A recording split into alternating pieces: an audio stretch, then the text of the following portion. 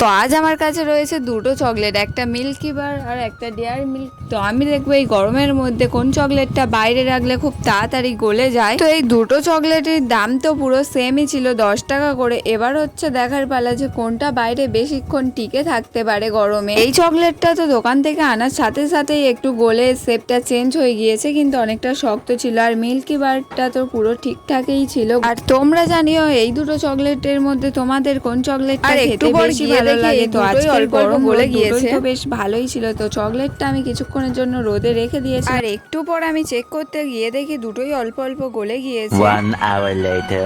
তো 1 ঘন্টা পর আমি চকলেটগুলো তুলে নিয়ে এসেছিলাম, আর আমার তো মনে হচ্ছিল দুটোই গলে গিয়ে, সব থেকে বেশি তো মিল্কি বারটাই মনে হচ্ছিল। তো তোমাদের কি মনে হয় কোন চকলেটটা বেশি গলে গিয়েছে জানিও। আর আজকের দেখবো কে 3 সেকেন্ডের মধ্যে চ্যানেলটা সাবস্ক্রাইব করে লাইক কমেন্ট করতে পারে। তো আজকের ভিডিওটা এই পর্যন্ত।